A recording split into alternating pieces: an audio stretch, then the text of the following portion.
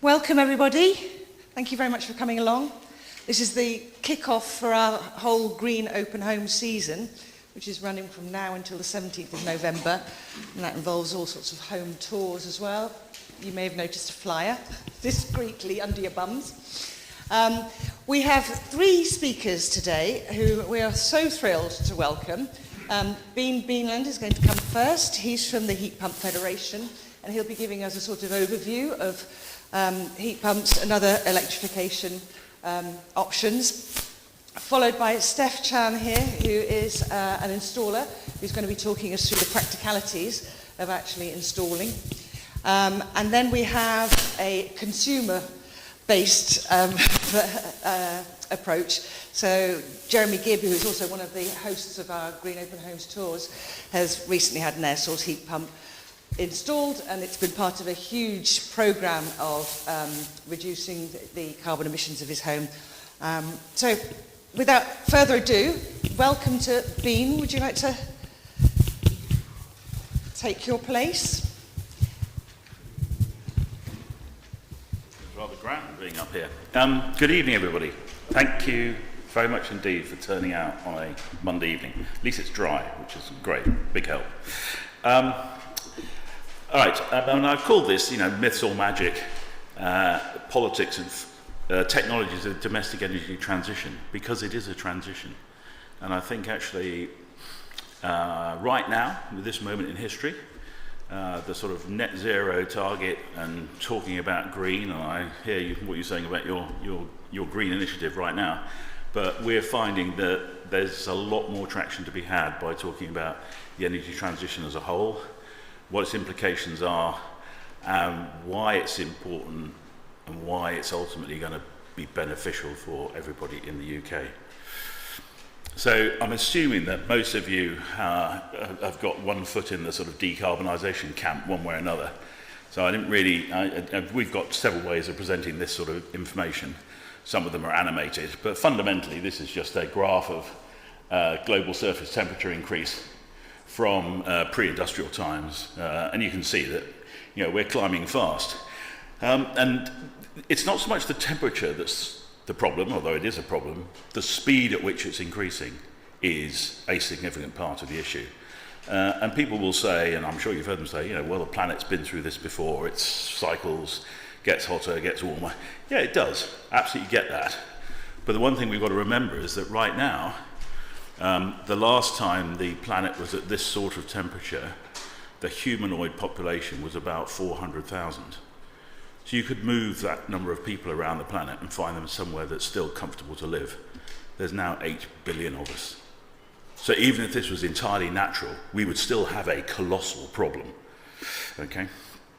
So we should be doing what we can to stop it. I'm going to dance through these because it's quite a big slide deck, and I just wanted to sort of try and get as much information across as possible.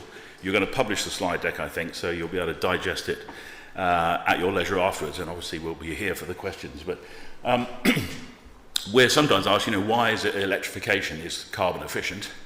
And you'll appreciate that last year we had the milestone of closing our last coal-fired power station. So I was just looking to see what the carbon factor of the grid is right now. So at the moment, the carbon factor of the grid, and I'll talk about this graph, this bar chart in a second, the carbon factor of the grid at the moment is running at 87 grams of CO2 per kilowatt hour. That's the carbon emissions of a kilowatt hour of electricity that arrives at your house. If we were generating everything with gas, that number would be about 250. If we were doing it with coal, it would be about 530. So when governments say we've halved our emissions, what they're actually talking about is electricity, and we've done it largely by removing coal from our infrastructure. So that's where the advantage is. Most other emissions we have not really started to dent yet. Yes, we've made some reasonable progress with electric vehicles, and the fact that in London, inside the ULEZ area, the single biggest source of NOx now is heating, gas heating. It's no longer vehicles. The projection was that ULEZ would get us to that point by 2030. We've got there 5 years early. And that has huge implications for air quality in urban environments, of course. So this bar chart, what it does is it takes that real-time data and it converts it into emissions for different heating technologies. So, and for those of you watching in black and white, the blue is behind the pink, apparently, because somebody is, this pointer doesn't show up at home. So that number there in the top right-hand box, that is the carbon factor of the grid at this point in time. I took this snapshot back in 2022, and I use it because of this vertical line here, which I'll get to in a minute. So that's the real-time factor, and then it converts it into the bar chart. So at the bottom, anybody got a view of what's at the bottom? That's coal. Next one up, oil. Probably nobody burning oil in this part of the world, although occasionally we do find a house in London burning oil, much to our surprise. And the third one up is gas. Most of you are presumably burning gas, yeah? Who's already moved away from gas apart from Jeremy? One more. Okay, so if I said it in a slightly different way, who's got a heat pump? The rest of you have failed the exam question. You've all got heat pumps.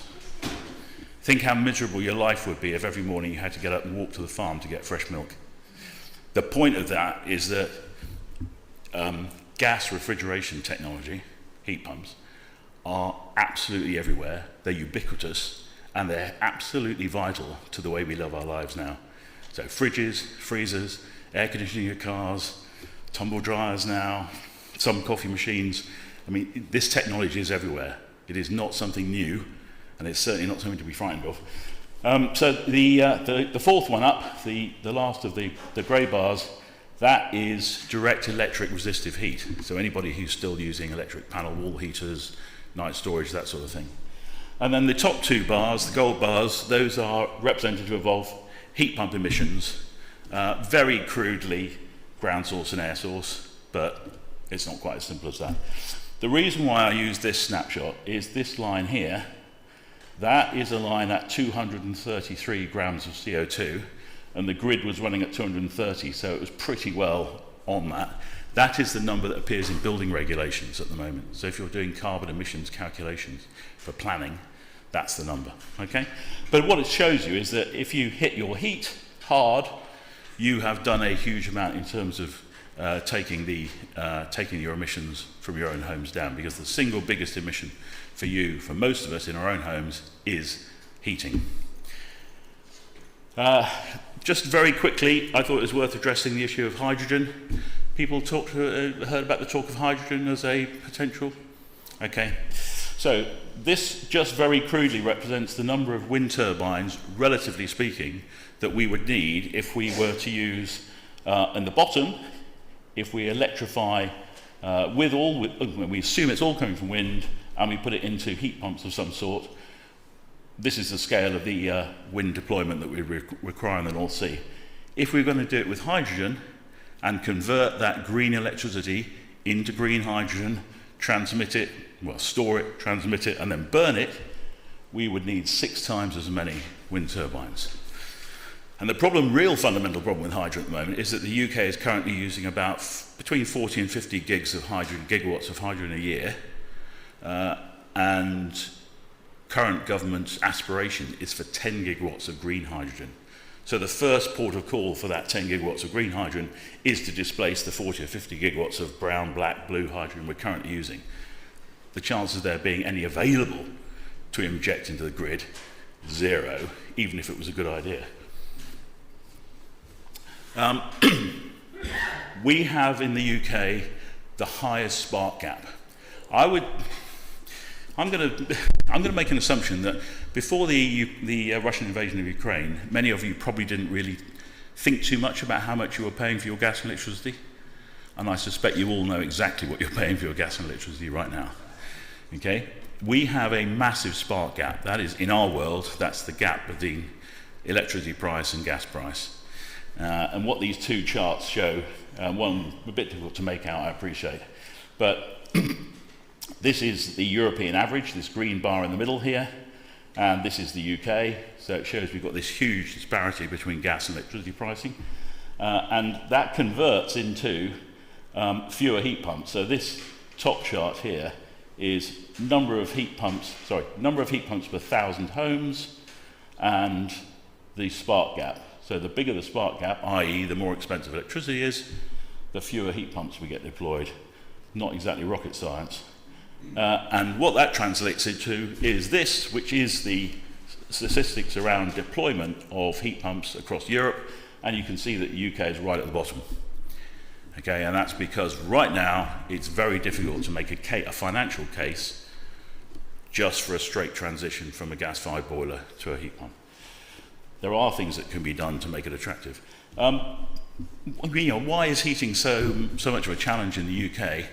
Partly because we've got pretty poor housing stock. We have a lot of aging housing, which is it's a problem in terms of heat loss. It's not a problem in terms of heating the buildings. Fundamentally, if you can heat a building with a boiler, you can heat it with a heat pump.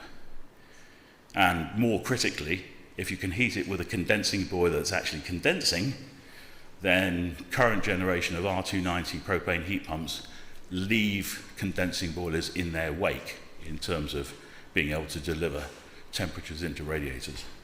Come on to that in a minute. Because the building doesn't know where the heat's coming from. So the building's going to leak heat. It doesn't know. It doesn't leak more heat because it's come from a heat pump. 55 degrees is a key number because that is the return temperature at which condensing boilers start to condense. Most boilers in the UK are still being installed in a configuration that means that they rarely, if ever, condense.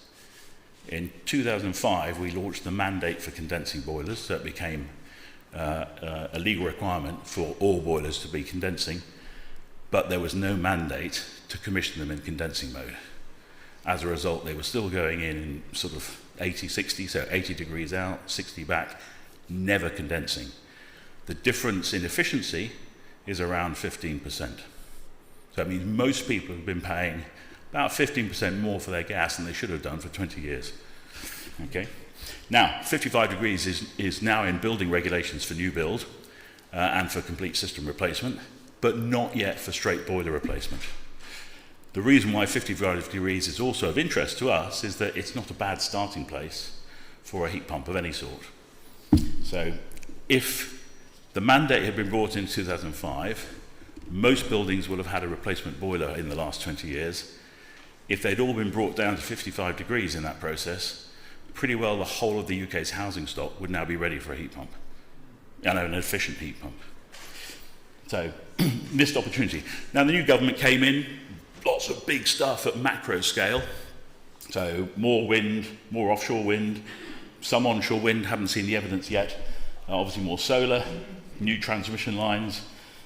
This beast here, that's a subsea cable, because we put lots of wind turbines in Scotland and forgot to put the cable in that connects them back to the UK, which is why we're paying huge sums in curtailment at the moment, which is very depressing, but we're working on that.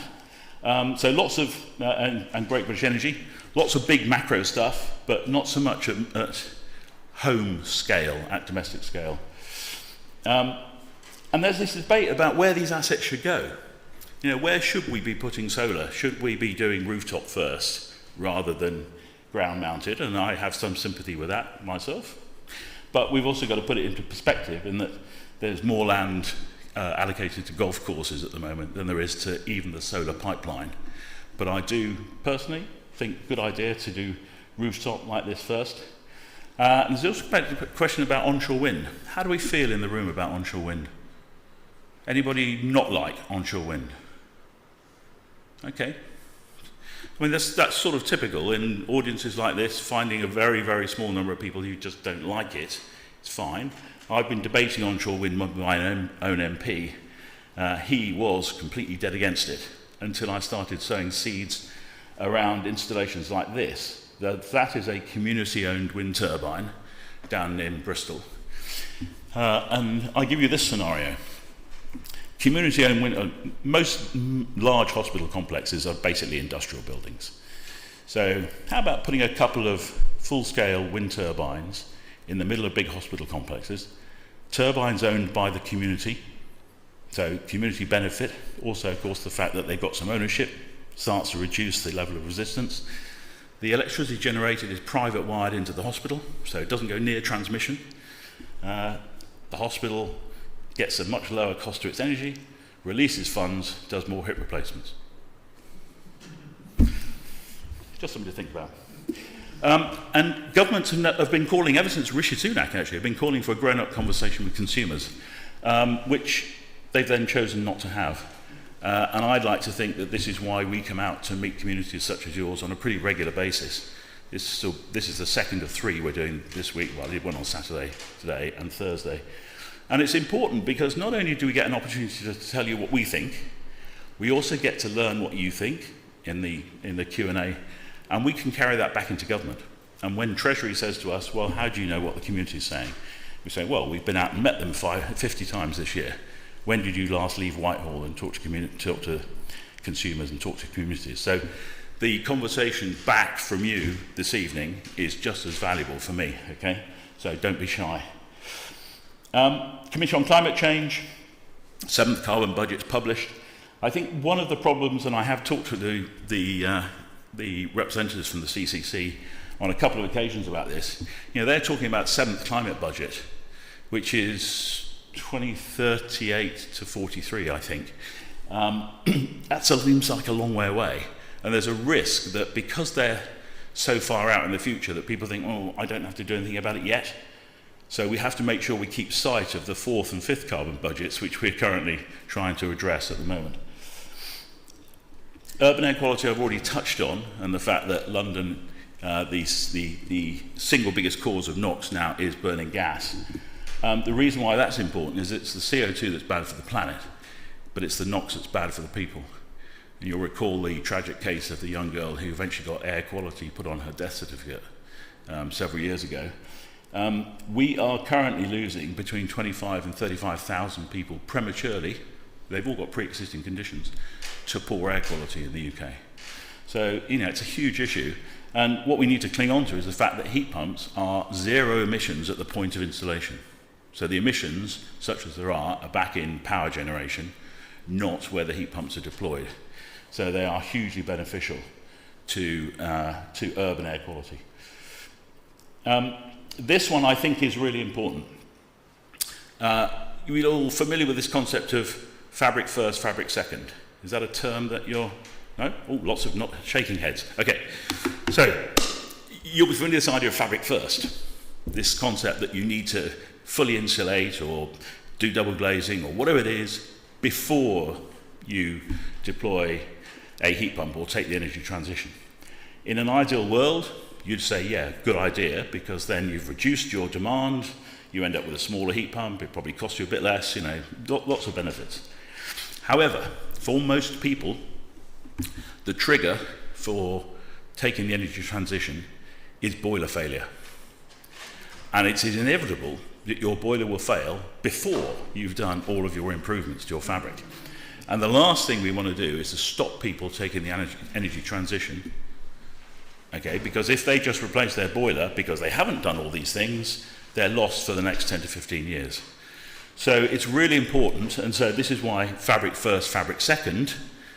If you understand your building and you have got really good heat loss calculations and you understand the radiator sizing implications, you can make some very sensible decisions and take the transition when the boiler is on its last legs and then continue to progressively improve the home. Now, people have talked about oversizing of heat pumps being a problem. Now that we have variable speed compressors, so the compressors ramp up and down depending on the load, this is much, much less of a problem.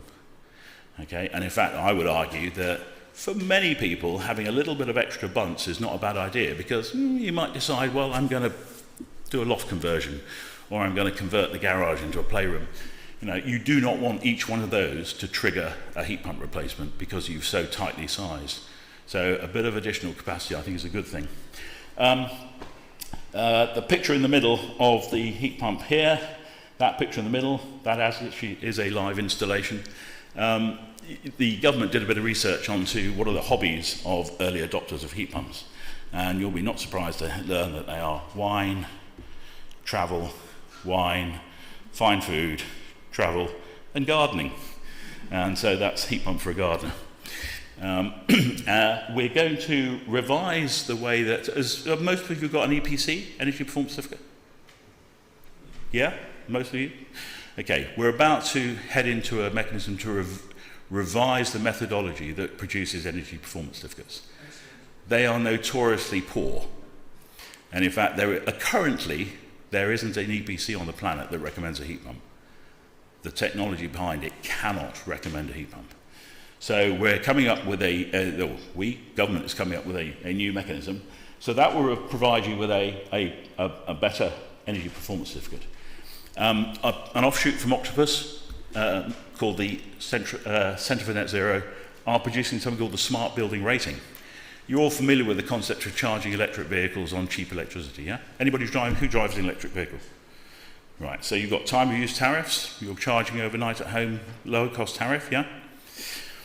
Okay, so that's flexibility in its simplest form, and that's smart. So in our language, if you can move your demand to a time when electricity is lower cost, tends to be lower carbon, there's an advantage, it's a smart thing to do. You can do that with almost every electrical device in your home. So lots of washing machines, dishwashers, and what have you now have timers on them, so you can set them to do exactly the same thing. Centre for Net Zero are coming up with what's called a smart building rating. So like an EPC, it will tell you how smart you are now, the sort of things you could do to improve your level of smartness, and that will produce your rating. And smart, of course, is a de facto for operational cost. The smarter your home, the lower cost it will be to run. And then the last thing there, the connection readiness indicator, that's something that we're working on with, existing at the moment with Scottish and Southern. So not in this area, because your UK Power Network's here, which is your electricity distributor. And that is going to enable homeowners to go onto a website, press a button, and check the supply to their home and the immediate transmission around them to see whether they're capable of being able to install the whole raft of low carbon technologies. So electric vehicle charging, heat pumps, a whole lot. Because one of the perceived barriers that people have is that the grid can't cope. So that opportunity will be there to allow people to check, and you'll either get a certificate that says yes, you're good to go, or you'll be invited to press this button, and that will initiate the work to deal with the grid in your vicinity. And for domestic consumers, in most instances, it's free of charge. I'm going to start galloping now because time's marching on, I'm afraid. Waste heat, personal bugbear of mine. There's enough waste heat in London to heat 800,000 homes. We are profligate with heat, and the reason we're profligate with heat, I suggest, is that hitherto gas has been too cheap. No one's cared about the efficiency. So we need to do something about that. There are some really good examples now of recovering heat from the tube, doing some really interesting things to benefit. And one of our big sources of low-grade heat that aren't going anywhere, we're not going to lose them, are sewage farms. So we're going to make some really good use. And we're already making use of water treatment plants to drive heat pump systems. Flexibility we've already sort of talked about. Looking forward to autumn, this is a raft of policies that policy developments we should be getting this autumn. Whole range of things, most of which have been delayed in various ways and are now delayed until after the budget. So you won't get any of these until after the 26th of November. The one I would pull out perhaps is the Future Home Standard. Future Home Standard. That is talking about new build. Back in 2016, we were edging towards Code for Sustainable Homes. That would have delivered zero carbon new build. Since then, we have built 1.5 million homes, that all need retrofitting. What a waste. A little bit on where next, so Future Home Standard is going to deal with it. This one, Heat the Streets, is interesting. I don't know if everyone's come across this concept. The Heat the Streets tag is a Kenza tag. Kenza is a ground source heat pump manufacturer down in Cornwall. And here the concept is that you drill the infrastructure down the streets. That infrastructure is owned by utility companies, so it's paid for by the same sort of utility companies that are putting gas and water in the road now. Each home is connected to that grid, that local grid. You pay a connection charge, so you pay a standing charge in exactly the same way people pay standing charges at the moment, and the homes have an individual ground source heat pump. So nothing outside for people that don't like the look of air source machines, everything on the inside. Interesting concept. And we are going to see a lot more district heating. I suspect a lot of you, particularly apartment blocks and what have you in London, will end up ultimately on some form of district heat network. Lots of immediate geopolitics, of course, Ukraine, Middle East, Trump, Baku 4 years ago, and now we've got COP30 in Brazil. The last 2 or 3 COP sessions have been basically hijacked by the fossil fuel sector, so not quite sure what we get out of those. But the really interesting thing is what the finance and insurance industries are going to say about all this stuff. They've been slow to wake up, but they're gradually getting there. Government, I think, delivering a lot of mixed messages. You know, some of them are good, some of them bad. Should we be changing? Should we not be changing? You know, people cite the diesel car situation. So I think it's unfortunate at the moment that you're all getting mixed messages about this sort of thing. This one, and I'm going to sort of draw a close then because I think I've way overrun, but this one I think is really important. There is some massive social good we can do in this transition if we choose to take it. And the one example here is the warm homes prescription. This was a concept that was put together by the Energy Systems Catapult. What they did is they worked with, in the first year, they worked with a small NHS buying consortium in Gloucestershire. And they said, identify for us the cohort of patients who are the wrong side of 50, have chronic chest illness, live in social housing, and would be expected to spend a week or 2 every winter in hospital. And what they did is they took that first cohort, and there were just 28 of them in the first year, and they paid their heating bills for 12 months. So they said, heat your homes as much as you like, we're paying the bill.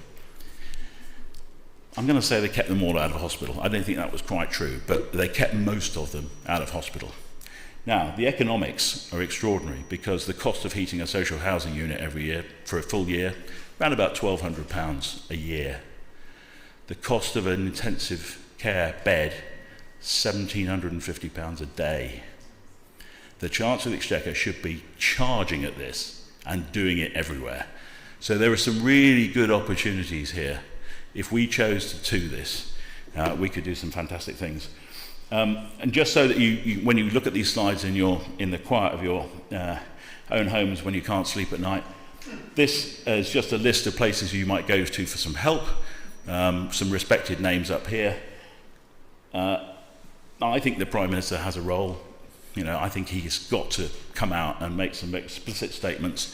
He went to Baku and said, we are going to pursue the energy transition, but we're not going to tell people what to do. Government tells people what to do all the time. And I'm not a great fan of banning things, but I think the key here is the price of electricity. Shameless plug. If you want some of this stuff and you want to hear somebody sensible like Evan Davies talking about heat pumps, whilst we were banned by the BBC ultimately, all the material is still live. I've joined the happy throng of people like the Rolling Stones and Frankie Goes to Hollywood because we were banned by the BBC and subsequently went to #1. We were #1 on Apple's podcast technology chart for a week. So there you go. There are a few more slides afterwards which talk about stacking technologies together, but I suspect you might get some of that from our installer here. So I'll leave that for now, but thank you very much indeed.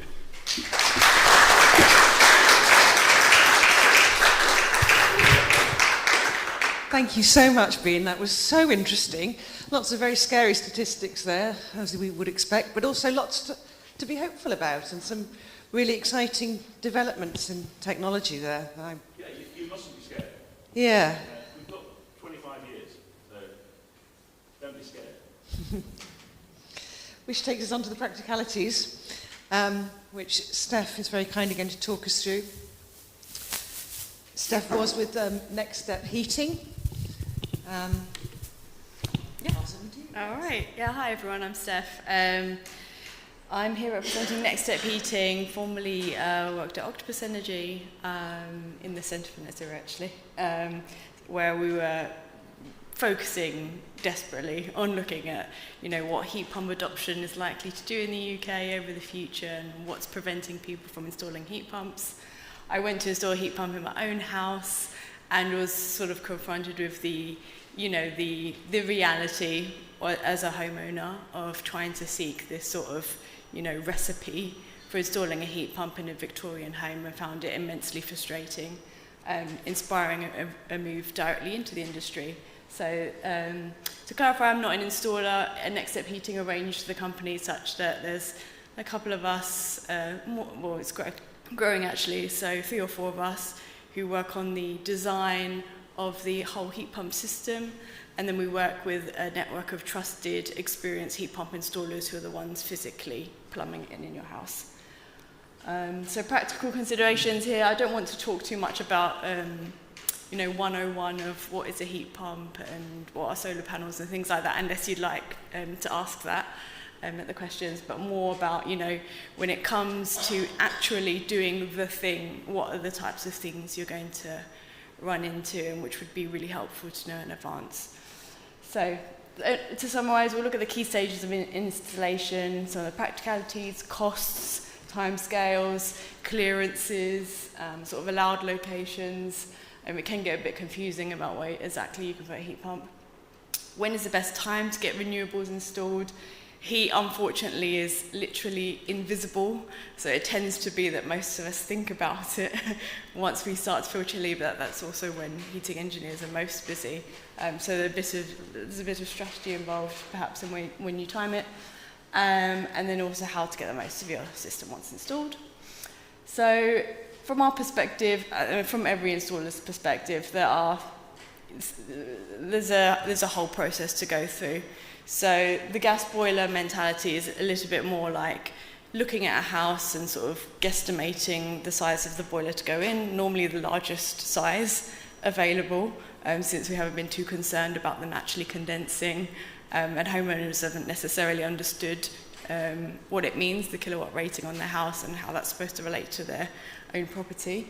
But in the world of heat pumps, for an MCS certified installer, you have a much more rigorous design process to make sure that the heat pump you're having installed is a good fit for your property.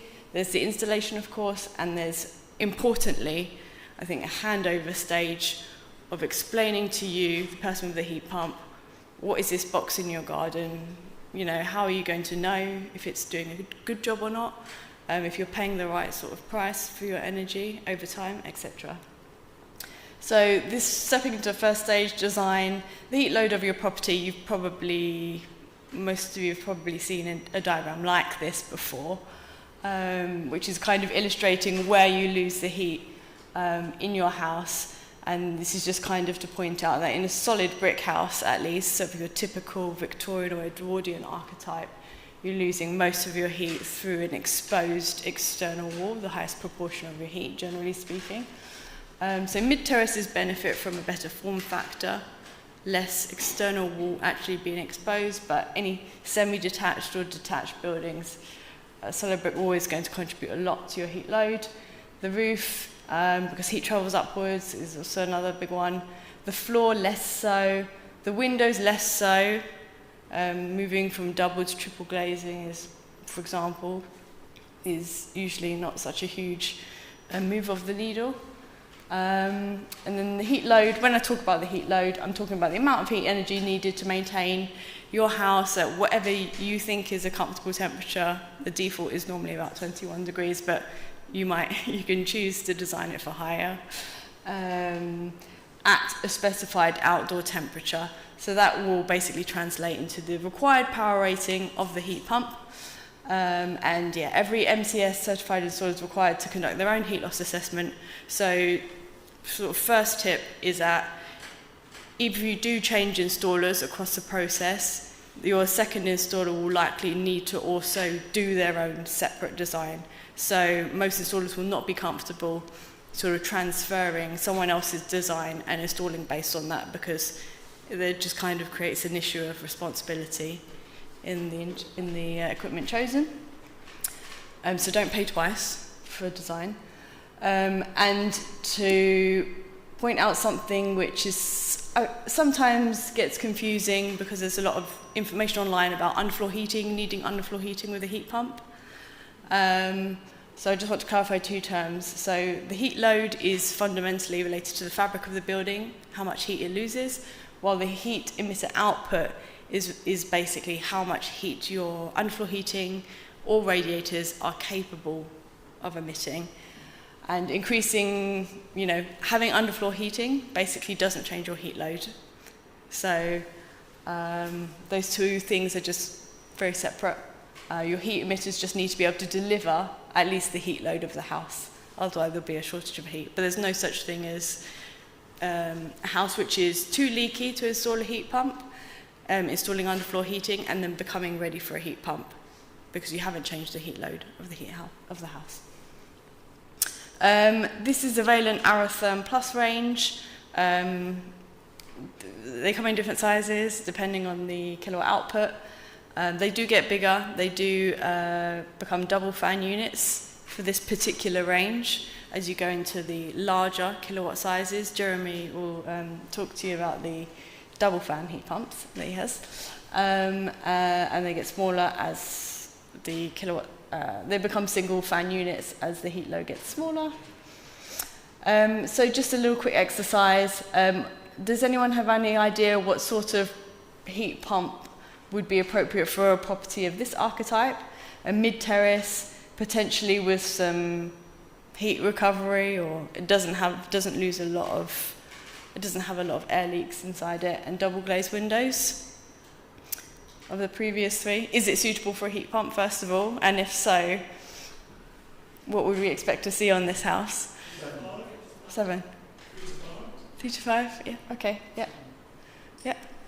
It's probably about a 3 to 5 because if it's a mid-terrace and it's got energy upgrades, it's benefiting from not losing house on those side walls, as I was mentioning. And it looks a modern construction. It's probably quite low.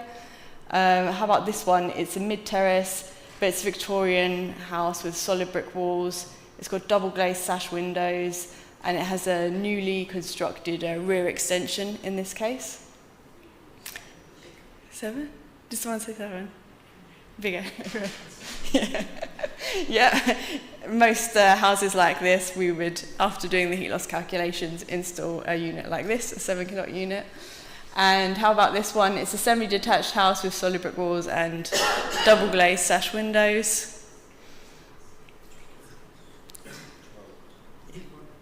Yeah, yeah, probably looking at the bigger heat pump, 10 to 12 kilowatts. And then finally this one, again it's a detached, not a mid-terrace. Sorry, ignore the text of this one. It's a detached house and it's solid brick walls. Where do we think, what can this house do in terms of a heat pump installation, or can they? 2 7s? Yeah, possibly, or possibly 2 12s. It would depend on a few factors. But yeah, so you can install heat pumps in cascade. So you can continue to 12 kilowatts isn't the absolute maximum of a heat pump, but very importantly, that becomes a much more expensive solution, as naturally you're buying 2 heat pumps and you're paying for the installation of two units as well. So in our case, the next step, we've focused a lot on what I believe to be what can be a gap in the sort of process of understanding how to install a heat pump when you go out into the market and talk to installers, which is how to bridge that gap between a sort of a heat pump quote you're not comfortable with potentially, so one which might be looking at a 2 heat pump solution, and then getting to a place where you are installing a heat, you've optimized your costs and your property such that you're installing something which is within your budget. So in this case, if the owner of the house was interested in things like external wall insulation, or maybe addressing the air tightness, or replacing some single glazing, or any combination of the 3, it might be that they can actually install 1 heat pump, and that's better solution on multiple levels.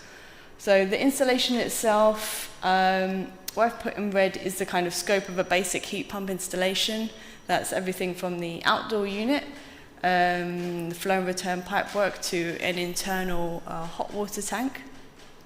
And then what I've shown in purple, we'll just kind of call general replumbing work, which is how those pipes feed your radiators and move to your showers and your other hot water taps within the house. So the installation will I think, Jeremy, I think yours is the only example where we did not need to replace the hot water tank that I'm aware of. Forward planning. Yeah, some excellent forward planning. But in most cases, if you have a system boiler with a hot water tank, you will need to change the hot water tank. And this is basically for the reason that the standard type of hot water tank has a much smaller coil inside it than a hot water tank. So if you are in a scenario where you need to upgrade your tank for any reason, they do have a very long lifetime. But if for any reason you do need to replace your hot water tank, you might as well install one which is heat pump compatible. There's no downside. Both are more efficient to use. So this is excellent to use with a gas boiler, as you had been doing so. And the price difference is fairly minimal. So don't go install a hot water tank which is not heat pump compatible at this stage. Installation will also involve pipe work between the outdoor unit and the hot water tank inside. How hot water travels from the heat pump to the tank could be either through underground pipe work, if you are thinking of placing the heat pump in the garden, for example, and you didn't want to see the pipes, or it could be simply copper if the heat pump, for example, is against the building and just simply moving up and into the building more directly. So if it's underground pipe, it might be two pipes, a flow and return, or it might be a pipe which has this inbuilt two inner pipes within it. Either way, it's a kind of continuous and thickly insulated pipe which would need to fit into the ground if you did want to put your heat pump away from the property. It will involve decommissioning a gas boiler and also capping the mains gas supply, unless you want to keep a gas cooker, for example, or a gas fire. Upgrading existing radiators, if the heat loss design shows that you would your heat emitter output wouldn't be sufficient to keep your house warm at our design temperature. 55 degrees might be the design temperature. Typically we go for 50 degrees if it's possible within the space. Some people might like to aim for lower in certain cases, but either way, around 50 degrees is a typical heat pump design temperature. So I've just shown an example of a flat radiator, also known as a P1 radiator in the radiator world, being moved into, for example, a radiator with more panels and more fins, like a K2 or a K3 types are typical to see. So in many cases where we replace radiators, they're normally very old and encrusted and not doing a great job anyway. But it's often, for example, that you can keep the same dimensions, but they just need to become a bit thicker. They need to stick out a bit more from the wall. In the case where you have column radiators, you could, of course, the equivalent would be changing, for example, from a single or double column radiator to a 3 or 4 column radiator. And installation will obviously include commissioning the outdoor heat pump unit as well. So here's just a picture of an aerotherm, a Valent unit. It's sat on a concrete base. It's sat on acoustic anti-vibration feet as well, to help absorb some of the momentum of the fan spinning around.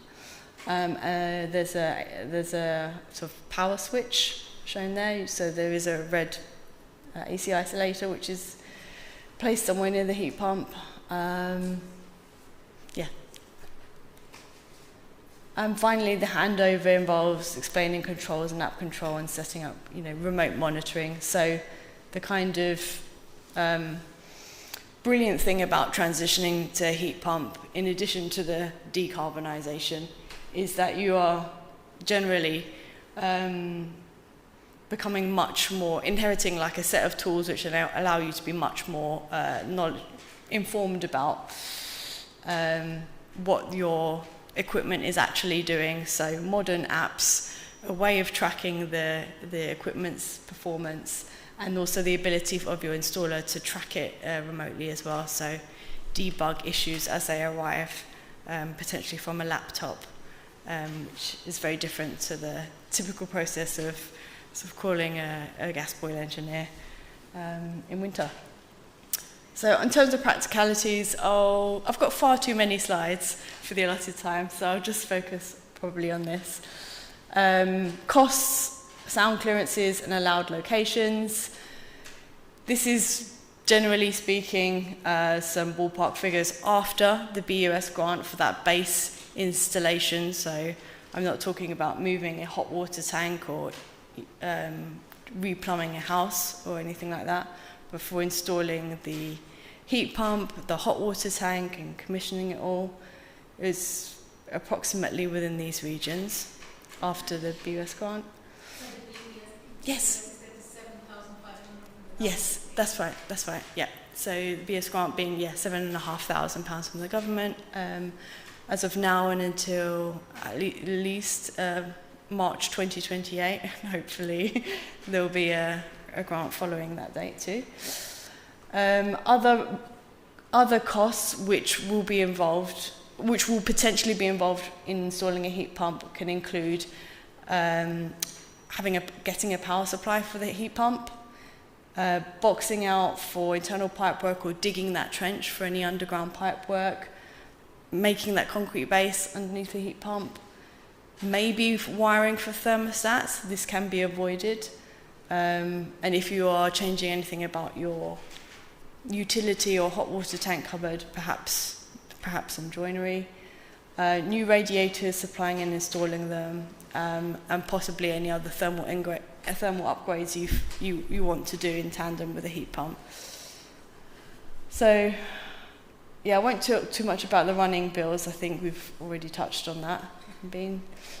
And then in terms of optimizing costs, there are certain things you might want to do to get those figures as low as possible.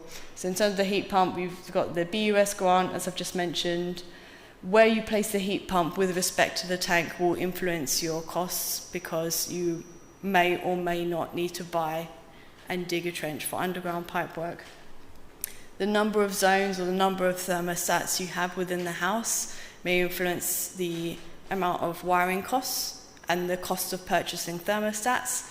So in a typical house which is heated entirely by radiators, that is a single zone and that is controlled by one thermostat, so that is the most cost-effective scenario in terms of heating controls. The number of radiator upgrades you need, you can test for yourself actually if you have the type of boiler where you can modify the flow temperature to 55 or 50 degrees. How many rooms struggle to keep warm during this winter, even if you keep the heating kind of consistently on? That will give you an approximate a sense of which radiators might likely need upgrade if you don't change anything else thermally about the house. And then you might also want to, for those people who happen to be in the bracket of perhaps needing a double or cascaded heat pump system, it might be worth trading off the cost of doing some other thermal measure versus the cost of saving of installing a single heat pump versus double heat pump. So we work on projects like that where, for example, a detached house might decide it makes sense for them to have external wall insulation specifically to get from a double heat pump solution into a single heat pump solution, but we're talking about sort of bigger detached houses here. And solar panels, it would make sense if the only way to access the roof is via scaffolding, to align that with perhaps any other work you might do on the property that needs scaffolding, maybe like repainting the house or whatnot. So yeah, scaffolding easily can be in the 4 digits in London, so that's definitely worth aligning. Sound clearances, there's lots of concern about sound and heat pumps. I think it's, it's easily squashed if you stand in front of a heat pump. But in terms of what MCS, or the governing body of heat pump installers who can apply for the BUS grant, is that for your neighbours, it's recently updated, and it now looks at the 4 nearest neighbouring windows of your neighbour. So, and it mandates that there's a certain decibel level that would be not exceeded at any of your neighbours' 4 nearest habitable windows or doors. So you don't need to be in the industry to read the document or to carry out this sound assessment for yourself. There are links in this deck which take you to all the materials you would need to find out this. So importantly, only habitable windows of your neighbour matter, so bathrooms, hallways, standalone kitchens are not considered habitable rooms. So it's your neighbour's bedroom, your neighbour's lounge, your neighbour's dining room, which are relevant locations from which the heat pump must be positioned sort of sensitively and within this criteria. So here's an example, a worked example from the MCS links, enabling you to sort of calculate for yourself where a heat pump could go on your own property. Sound clearance, the decibel levels themselves, I'll just show you what these, a decibel level scale, because most people, you wouldn't know anyway what 60 or 50 or 40 decibel translates to anyway. But the largest heat pump at the 12 kilowatt range for the Valent range is around 60 decibels if you stood in front of it, which is roughly comparable to a dishwasher. And in many cases will be running at a lower sound output. This is just a maximum. While at your neighbour's house, or your nearest neighbour's window or door, we'd be looking at 37 decibels at most, which is becoming comparable to a refrigerator. So extremely quiet indeed. And yeah, sound output scales with the kilowatt output of the unit. A typical range is from 53 to 60 decibels. So if you want to do the sound calculation, you can put in a value from 53 to 60 decibels, depending on where you feel your heat loss of your property would land. But I think the most effective way to answer any concerns about the sound output is to visit a heat pump and stand in front of one in person. So visit a heat pump is definitely an excellent initiative to do so. We're going to skip over a few things. Allowed locations is worth touching on. The first question you need to know when looking at installing a heat pump is whether your local authority permits heat pumps to be installed under permitted development. If so, great, you can follow these criteria. If not, planning applications will be needed. So Muswell Hill does allow heat pumps under permitted development, so that's great. That saves any cost and hassle of planning applications already. Planning permitted development standards have recently been updated for heat pumps too, in a very positive way. So there's no longer a requirement to be at least 1 metre away from a neighbouring property. Does anyone know about that rule? Yeah. So that rule is now gone, thankfully, because it wasn't very popular to install a heat pump 1 metre away from your garden fence, floating in the middle of your garden, funnily enough. The heat pump size can be larger, so that larger double fan unit would not have been able to go under permitted development previously because it happens to be more than 0.6 cubic metres, but now it can be installed under PD. Detached houses can install 2 heat pumps under PD, and heat pumps, air-to-air heat pumps, can now also benefit from PD rights also known as aircon units.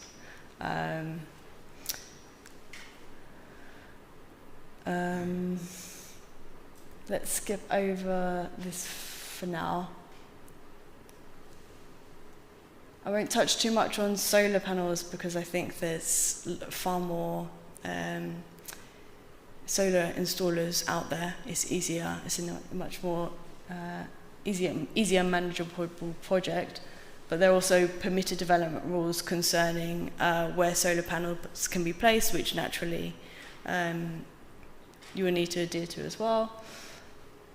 And in terms of battery locations, I will say that we've generally seen a move for home insurers to look at PAS as a standard for where batteries should be placed. And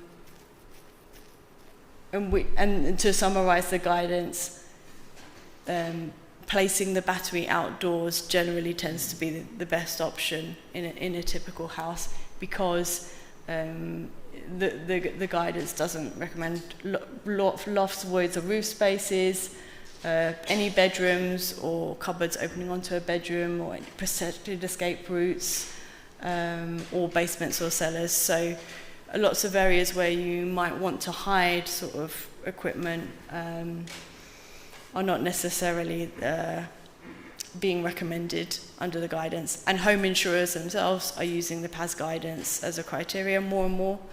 So in order to ensure you don't end up in a situation where you might not be able to install, have home insurance on a property, I'd strongly recommend following the PAS guidance. So here's a picture of a battery stored outdoors with a canopy to protect it from the rain, a battery and inverter stored outdoors. The canopy is permitted above? What's that, sorry? The canopy is permitted above? Yeah. No, this isn't the front of the house. It's in your own garden, absolutely. So the best time to get renewables installed, just whiz through the rest. As I was saying, ideally before the weather turns cold. It just happens to be a busier time for heating engineers. Not impossible, of course, to start a project in winter, but just, an advice. And also during the installation process, you would be without heating, generally speaking, for at least a week. So spring, summer is a wonderful time to install a heat pump if you can. Ideally also before any major works which might obstruct that future pipe work. It's my experience that it's very easy to be aware of the outdoor unit itself. And in most homes, almost every home has a place where you could install a heat pump, but it might not be that every home that the pipe work between the heat pump and the tank will be straightforward. For example, because a rear extension might block that path between the heat pump and the tank, meaning that instead of it being kind of concealed, the pipe work will have to take a more convoluted route to get into the tank inside the house. Timescales, design, you should expect this takes at least 2 weeks. In practice, if you want to explore options around other thermal upgrades, or if you did need planning in your particular area and so on, this could be something which extends for a long time. So it's generally never too soon, in my opinion, to begin the process of starting to design for a heat pump. The installation would take at least 1 week, probably at least 2 weeks if it's combined with radiator upgrades and other sort of more general plumbing work within the house. And yeah, it's very important to be proactive and ideally avoid the distressed replacement scenario, which is where the gas boiler has broken for these reasons. And post-installation, there's very little upkeep really, but similarly to a gas boiler, a unit needs to be annually serviced. It's approximately the same price as servicing a gas boiler. You cannot have a gas leak, of course, but you might need to do things like clear the unit from any leaves which have fallen on it, because the heat pump relies on clear airflow passing through the unit. You'll have the ability to monitor the annual performance, so understand how well the unit is performing and whether you're getting kind of like a good best bang for your buck from the unit on your energy prices. You might want to consider heat pump specific energy tariffs like the COSY tariffs. There's from Octopus. There are more and more coming to the market, but they essentially offer generally cheaper off-peak rates in exchange for periods of more expensive peak time usage. And there's also various other third-party tools you may or may not want to play around with.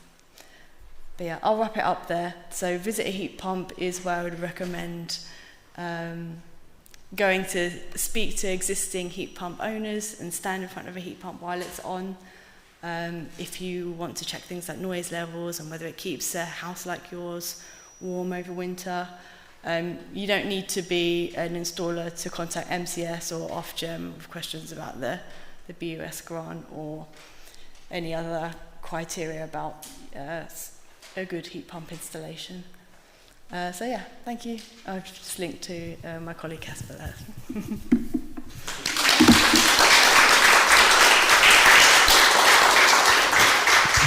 Thank you very much, Steph. That was brilliantly thorough, and leads us very neatly onto Jeremy Gibb, whose heat pump was installed by you, wasn't it?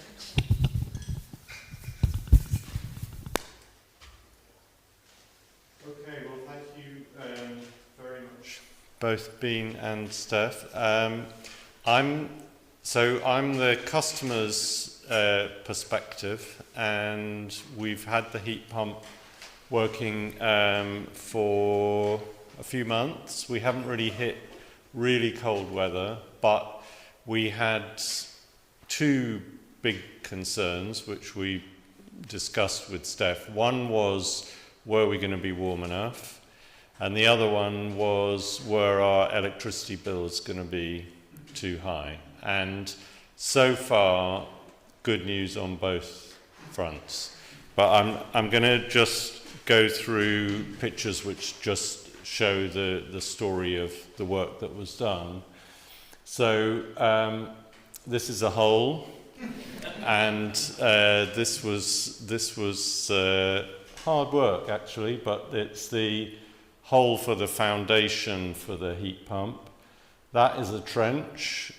That was the noisiest and most difficult part of the work, because we've got very thick and stubborn concrete, and so getting through it and making that trench, I'm very glad it wasn't me doing it. And so that's sort of the whole length of the trench. You can see that the pipe work at the corner of the building, that was existing pipe work which went to our solar thermal system, which was done quite a few years ago, which is why we had the cylinder already.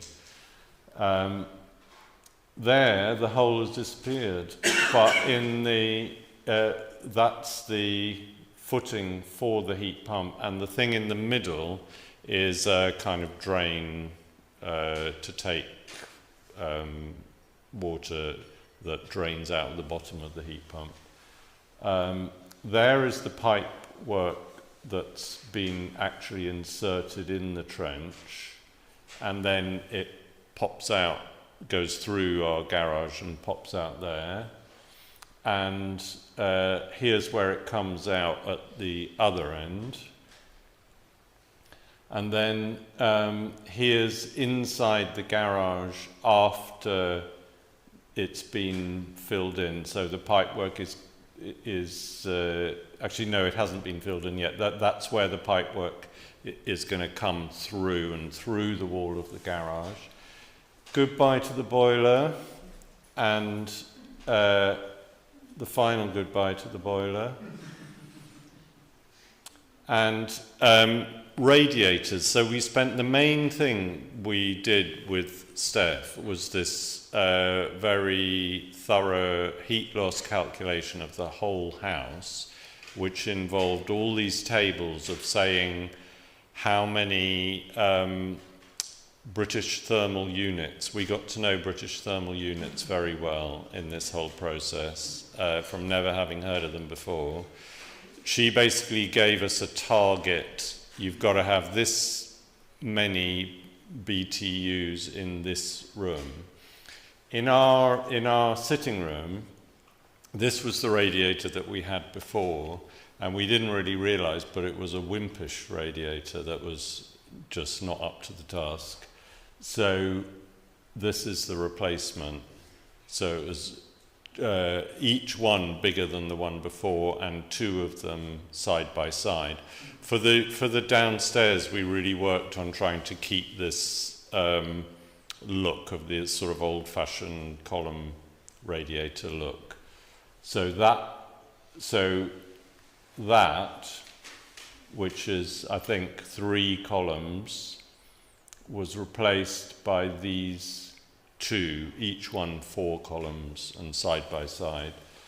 And then this in the dining area, so that was also 3 columns, and that was replaced with this really giant 6-column radiator, which makes me think about being in a gym at school, because I think they used to have radiators like that, and that radiator alone was £1,000. That was like, that's a seriously big radiator. Here, this is the one that wasn't up to the job. It's a 2-column, and it was replaced by that, which is 4-column. And then in the hallway, we had 1 radiator, and then we ended up with this one and that one. So we ended up, I mean, mainly it was just bigger radiators, but also more radiators. The ones upstairs all had just sprung leaks anyway, so they needed to be replaced anyway, and they've all been replaced with ones that are not that interesting to look at. But basically they were all more modern style, and each one just a bit bigger, a bit deeper, fatter than the ones that were there before. But we were able to just get ones that were the same size. So if they were in a bedroom under a window, we just got one that was exactly the same size but was just chunkier. And there it is, in all its ugliness. I mean, we did sort of have a bit of a shock about thinking this is a very big, ugly unit. We were not able to place it where we wanted to place it. We have, where you saw the trench is a shared driveway with our neighbours. And for us, that was the ideal location. But for them, it was not. They were very firm on the subject, mainly to do with sound. They had big concerns about sound. So we had to say goodbye to prime location flower bed, and there it is.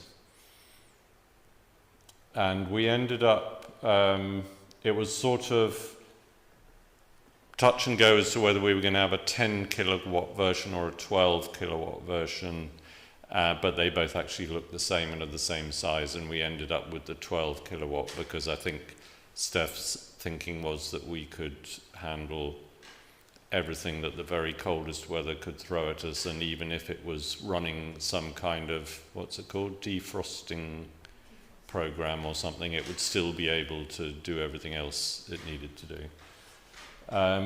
So that's the view of it from our back door. So we can't see it from the kitchen window, which is nice. From the back door, it looks like that. And we've kind of at the beginning we thought maybe we should get a grill or a disguise or louvered door. There are various different options, but in the end we just stuck a plant in front of it, and I think we're sort of getting used to it. This is where all the pipework goes into our cellar. That's where the gas boiler used to be, on the other side of that little bricked-in doorway, and the pipework. So we've now got a flow and return going to the solar thermal panels, and the flow and return going to the heat pump. So there are 4. You can see 4 there, and that's what it looks like along the side of the building. And then just where those plant pots are, that's where it dives underground and goes through the trench. And this is now the trench, which, you know, it's not the most attractive part of the house in the first place. Doesn't really kind of make any difference that there's a kind of trench scar, as it were. And there it is with its disguising plant. And just the other thing that we did, when I was looking into the question of what our electricity bills would be, it was suggested that having a bit more battery power would make a really big difference, because when we got our solar PV panels, we got an inverter and 2 batteries, but at the time that we got those, they were put in the basement, and as soon as we went into this question about wanting to try and get more battery power, I immediately found out they weren't allowed in the basement anymore, because the regulations that Steph was just talking about were brought in 2024, I think. So we were going to have them to move the batteries and the inverter out to the garage, and at the time that I said to the person from Q Solar, can we just add on 2 more batteries to the ones that we've got, he pointed out we had 2 2.4 kilowatt batteries, which had cost about £900 each or so, I think.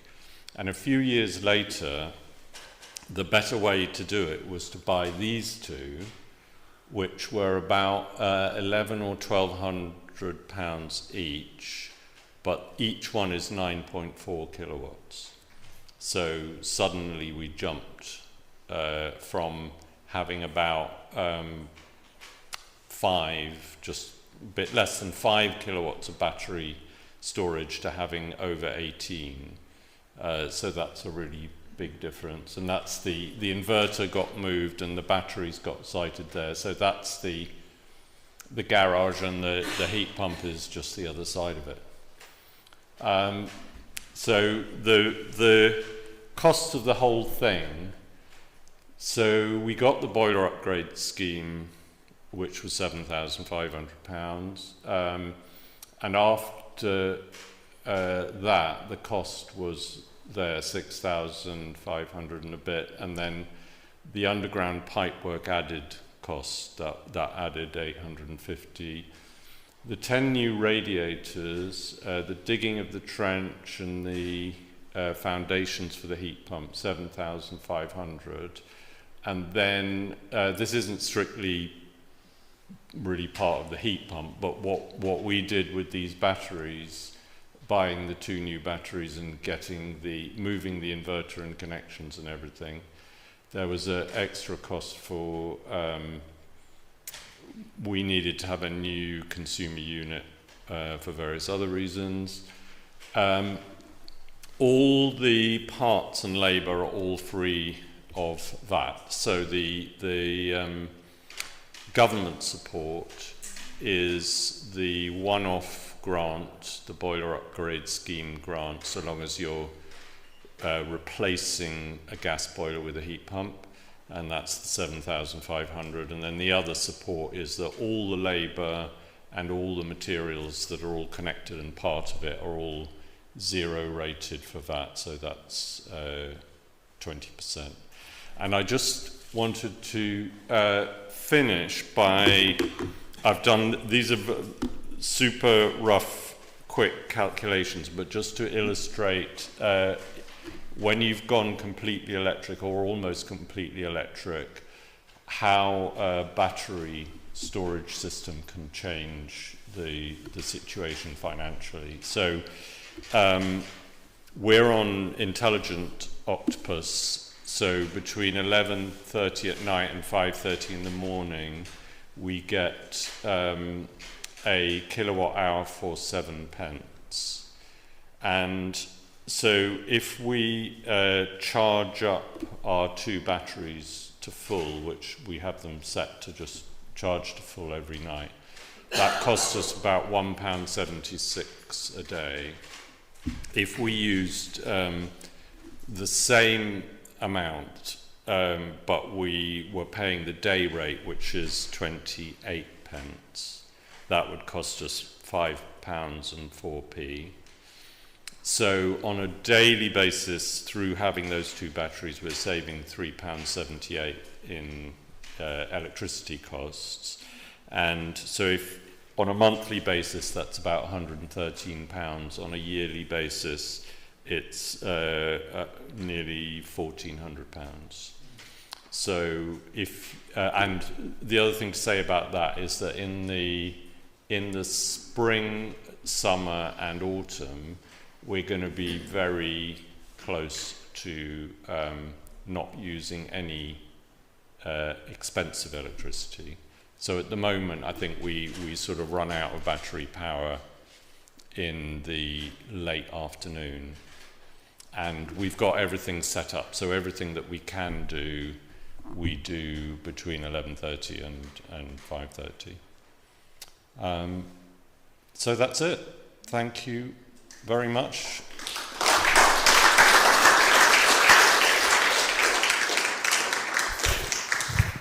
Thank you, Jeremy. That was the perfect roundup, I think, to see it all in real life, so to speak.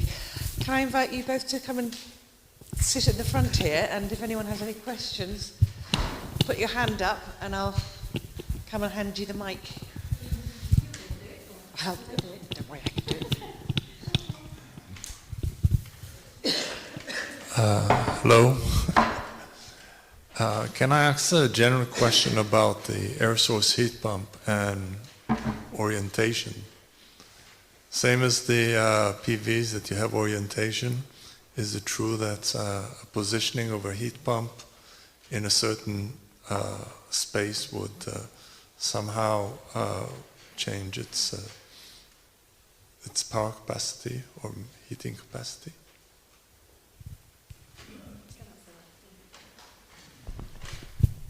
It doesn't, because the heat pump is constantly ingesting air through the back of its fins and harvesting energy from that. So whatever is the ambient air temperature around a heat pump is relevant for a few milliseconds before the temperature of the air going into the heat pump is just, the temperature of the air outdoors generally. So the operating condition of the heat pump will be fine, whether it's in sun or whether it's on a north-facing wall. What is important is that the weather sensor, which is related to the heat pump and helps make sure it provides the right amount of effort for the outdoor temperature, a feature called weather compensation, is not in direct sunlight, but yeah, you can put a heat pump in a sunny spot or a shady spot. More popular to put it in a shady spot and have the flowers in the sunny spot.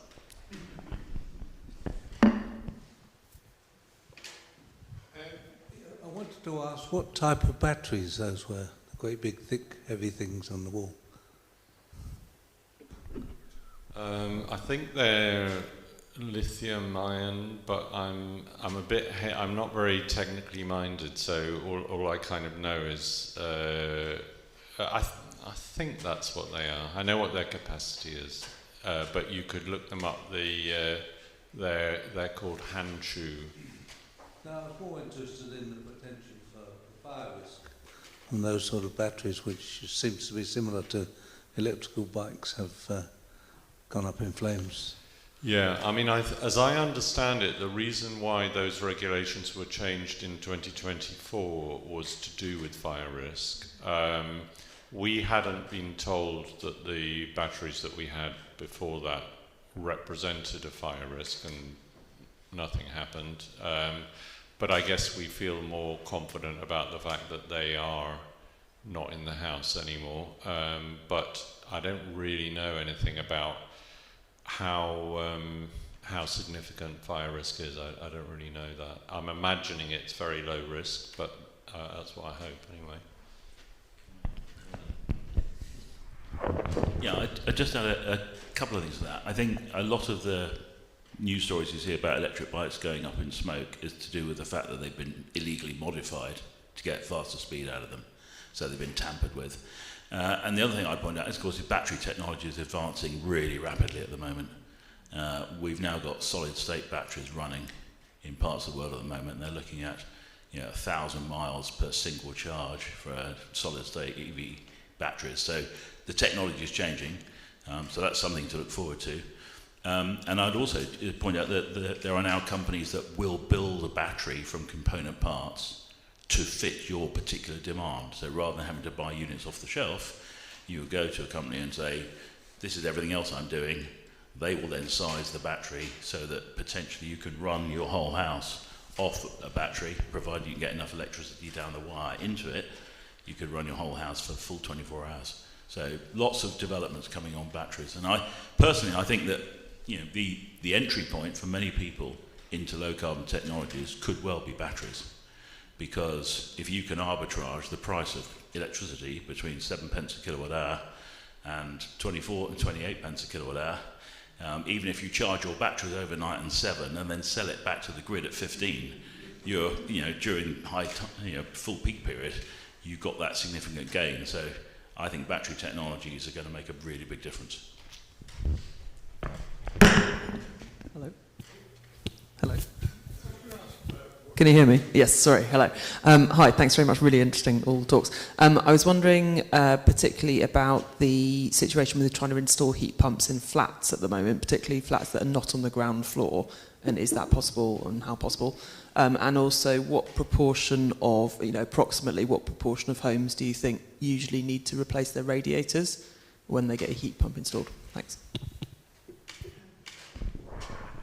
Yeah, non-trivial to install a heat pump in a above ground floor. You kind of need to have your own dedicated ground floor space. There are some projects quite locally where a group of residents in a block of flats are looking at appropriating sort of shared outdoor space for heat pumps and looking at the pipe work entering into homes like that. But generally speaking, an alternative system will be more appropriate.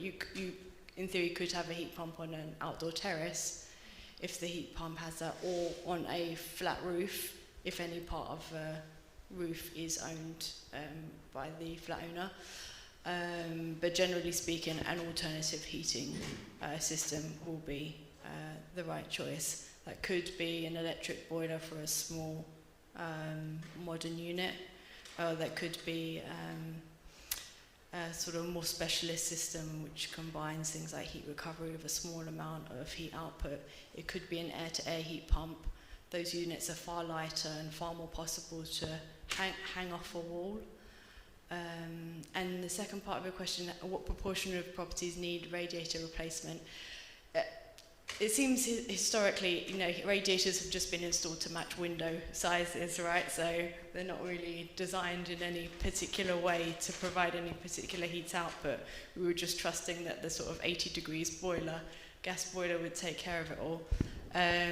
So almost all properties would need at least some radiators replacing. How many is entirely property dependent. I've been in houses with a recent renovation where all the radiators were very slimline, like beautiful but very thin radiators. So in that scenario, it would be approaching all radiators needing replacement. And in other cases, old homes, the radiator's been there for 20 years, but actually they've all got quite a high surface area being directly correlated to the heat output.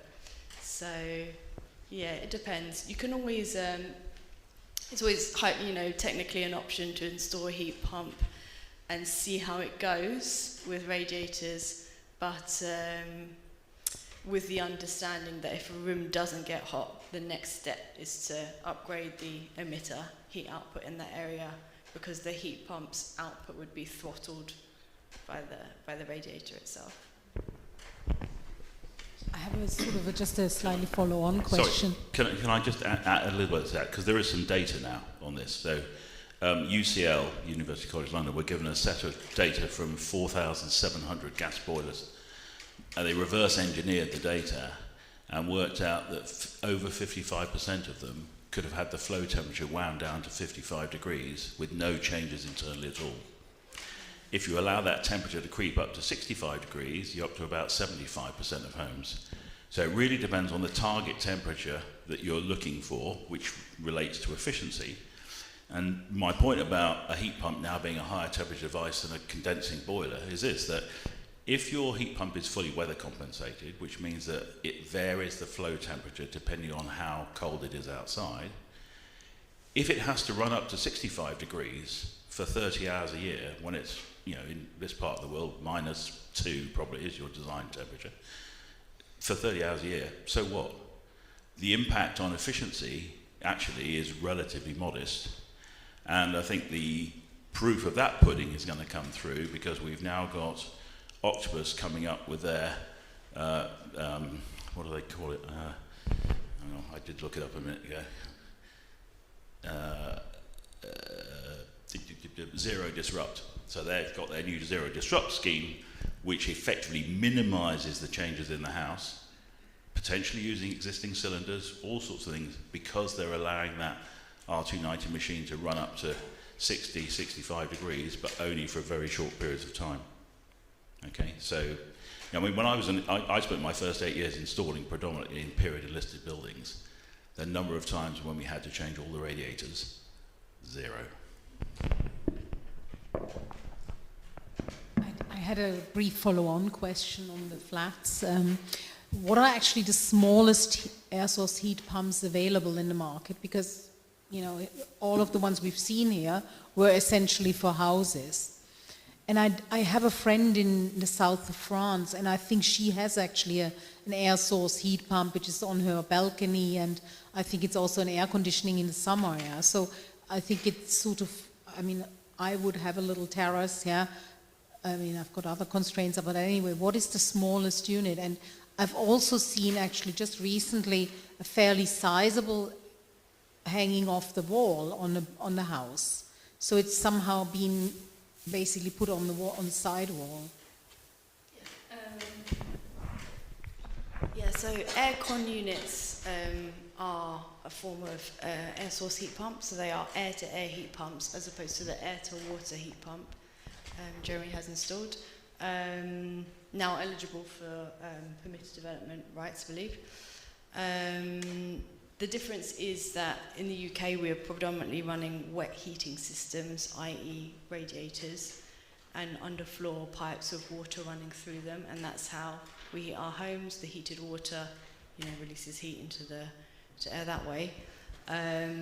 So an aircon unit can blow cold air into a house. It can also blow warm air into a property too. So in France, outside the UK and Europe, it's maybe more culturally normal to do that. It's a type of dryer heat, so it's absolutely fine.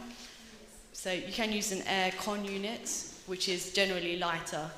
So that is a smaller type of outdoor unit I think you're speaking about. The thing to note is, yes, you'll get your heat. You won't need radiators or an underfloor heating system anymore, but you'll get your heat through heated air. You'll have like a condensing unit on the wall or on the floor of each room to blow in the heated air. And for your hot water, you will need to generate that some other way, because that's not a solution for generating hot water for taps and showers and so on.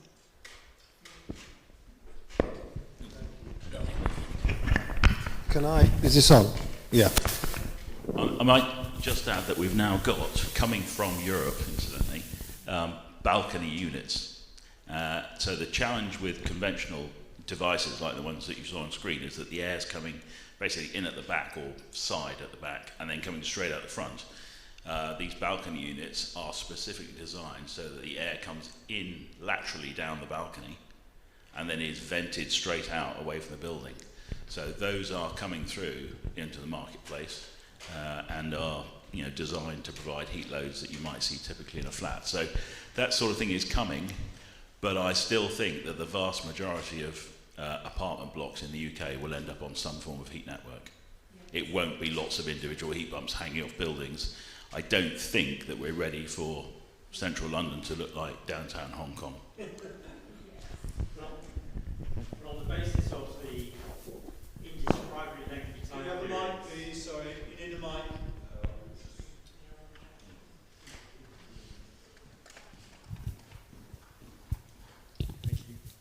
On the basis of the indescribably lengthy time periods it's taken our governments of successive parties to actually make renewables happen, and if I was in your position, I think I'd have probably given up by now out of sheer frustration.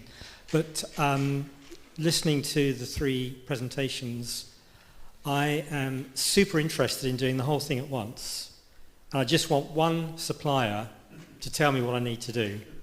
I don't want three. I want someone to look at my 2 flat roofs and tell me if they're structurally strong enough to take solar panels. I want someone to say, I can have an air source heat pump. Here's the battery sizing you need. It'll take 2 weeks to do the estimate, and another 3 weeks to install it, and we'll start next April on the 1st.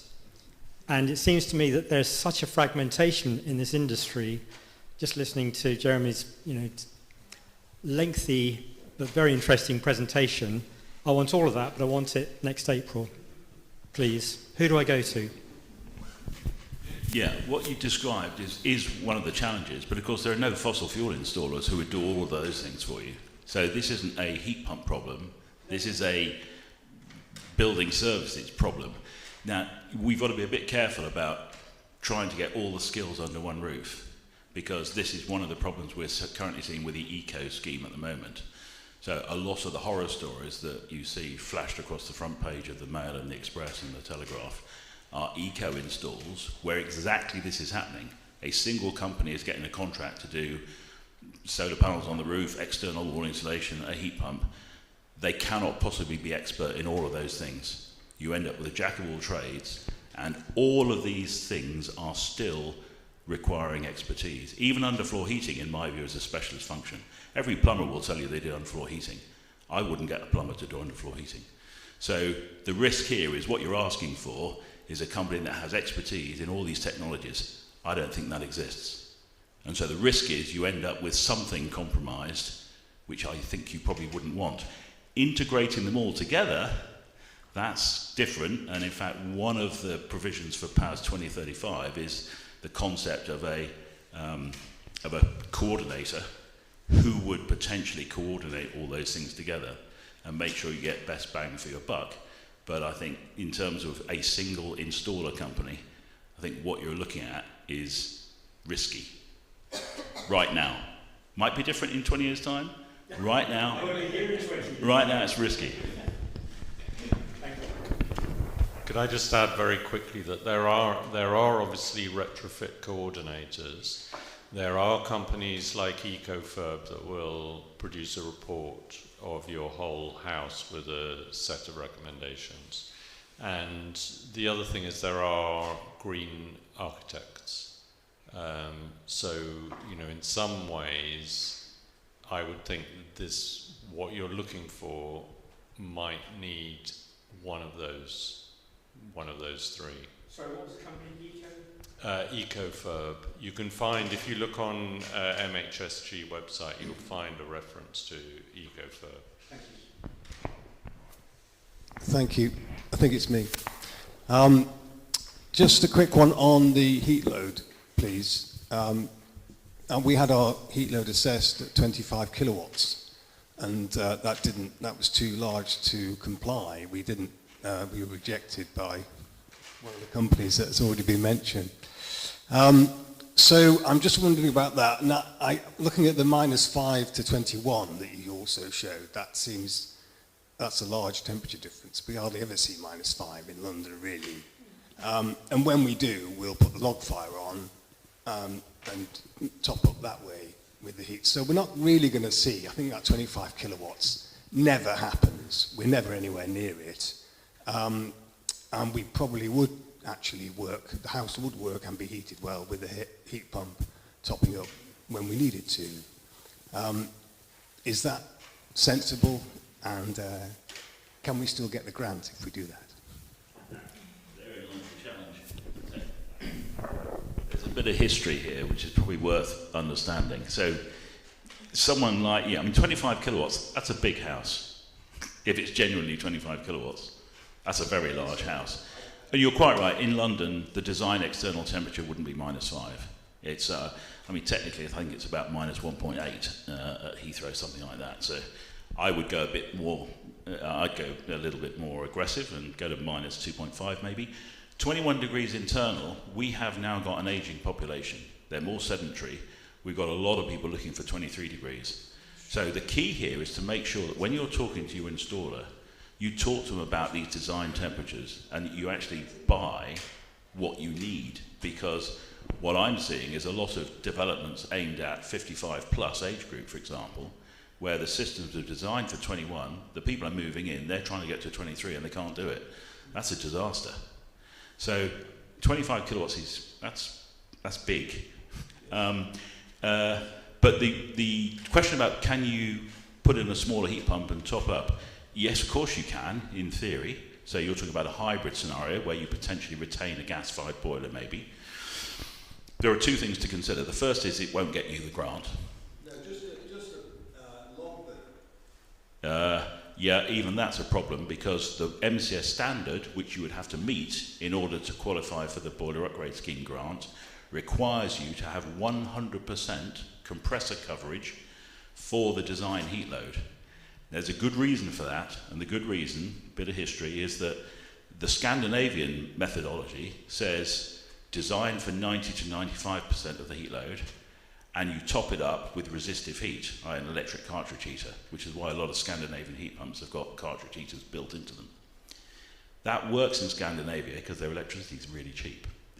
What happened here 20 years ago, and I know this because I was part of the working group that had to deal with this problem, is that installers who were inexperienced were saying, oh, look what the Scandinavians are doing, they're sizing for that and then using electricity to top it up.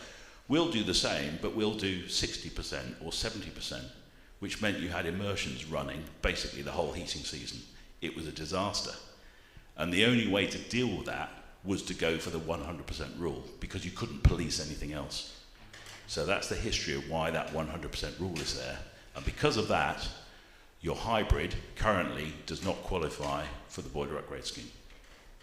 So we have to uninstall even the log burner? No, you can keep the log burner, but the heat pump has to be sized to meet the full heat load.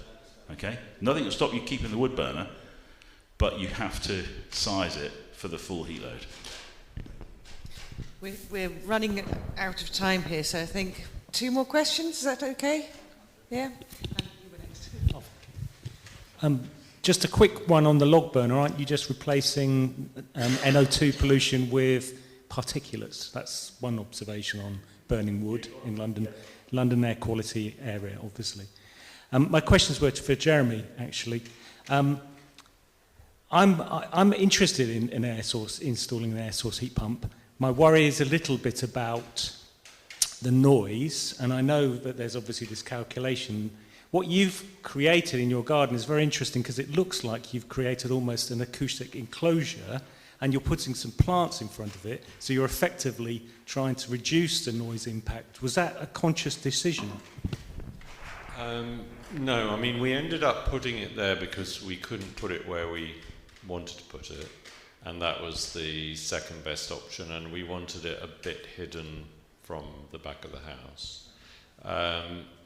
The plant was only aesthetic. We didn't think about we were trying to hide the look of it.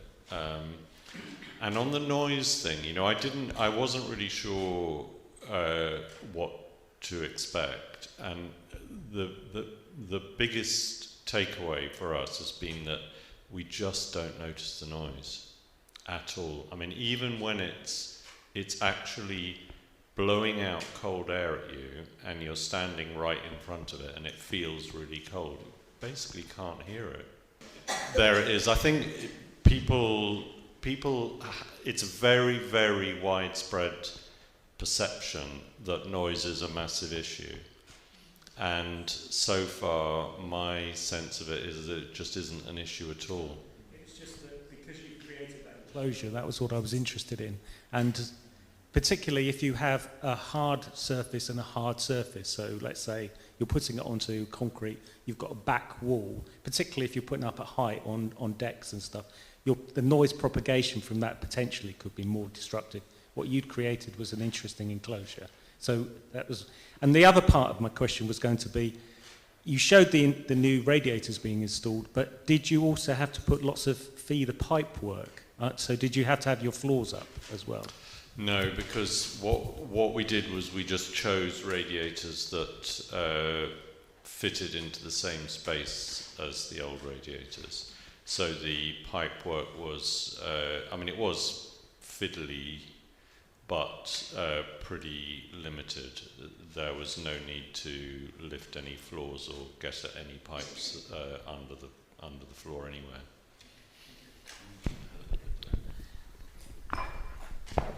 On the question of the enclosure, the perceived enclosure, part of the heat, sound calculation talks about reflective surfaces.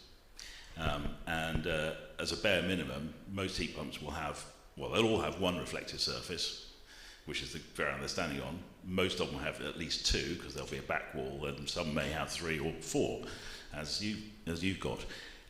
We're doing some work at the moment with a whole load of acousticians based at Salford University to further improve the MCS 020 calculation. My view is that the low-hanging fruit here is to convert reflective surfaces into absorptive surfaces with the use of acoustic panels. And that is probably the lowest intervention in order to make a significant difference to the noise. So for anyone who is potentially going to fail the 020 assessment, that sort of change to the way that we regulate and measure measure sound, I think is going to make a big difference, because for me it's the easiest way to deal with it, and at the moment the concept of them all being reflective surfaces I think is not helping. Couple of comments. I think anybody who needs 23 centigrade ought to be given a woolly jumper, and they won't be able to stand 23 centigrade once they get it. And can I also say that if anybody wants to see an air-to-air heat pump, we have one upstairs, and we don't hear it at all. There's one in this building, which we installed because we thought it was a good solution for a room that's only used intermittently and it can warm it up quite rapidly. But my question really to Stephanie probably, or to all of you, is in talking about the ranges of sizes, 5 kilowatt, 12 kilowatt, I'm not quite clear, is that the electricity input to them, or that's the heat output, is it? Okay, thank you. We've gone well over our time, unfortunately, so... This gentleman's been waiting patiently.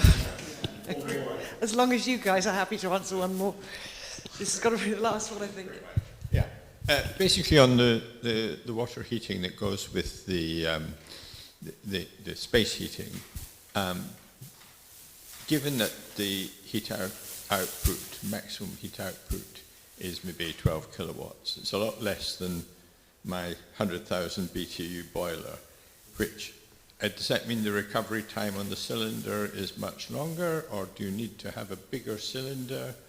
How do you deal with that sort of when you've got fairly heavy hot water usage? So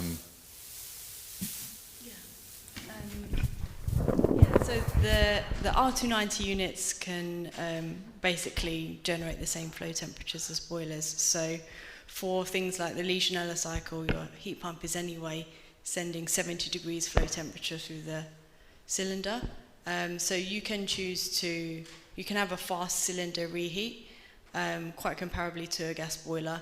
It is something the reheat time of a cylinder is part of a design, so you know how long a cylinder will typically take to heat up. And there's many other parameters you can configure around the tank, like automatic top up and scheduled boosts, for example, at times of the day which are anyway sunny if you have solar panels, or when you have a cheap energy rate, to kind of keep that tank full. But sizing the tank, knowing the reheat time are all aspects of the design, and you should not have a tank which takes 2 hours to heat up or anything like that. Also, the cylinder size within the hot water tank is fundamentally much larger as well.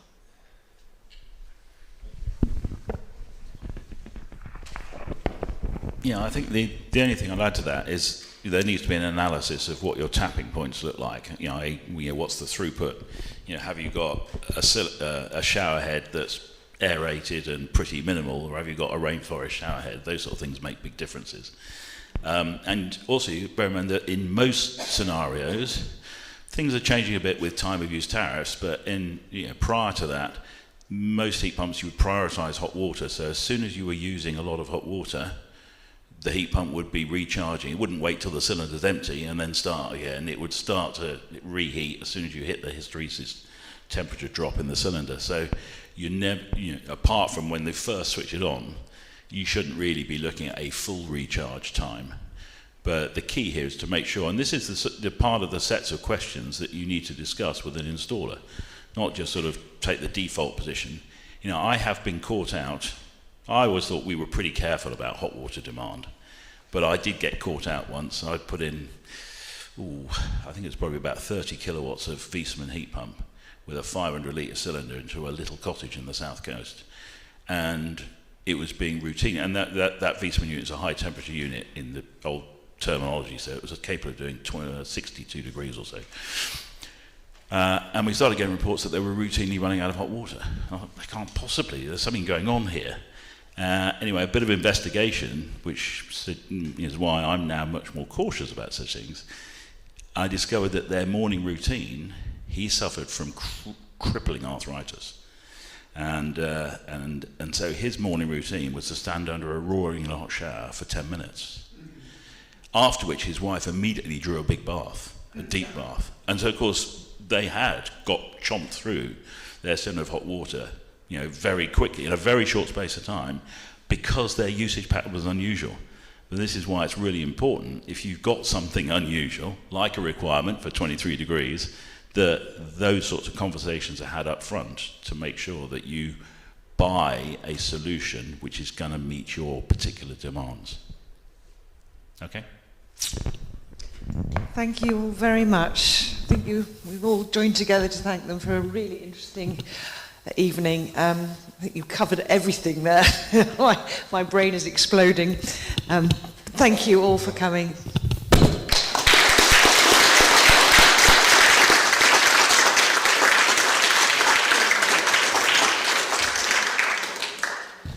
And just to remind you, Jeremy did mention the fact that on the MHSG website there are a whole list of installers, trusted installers.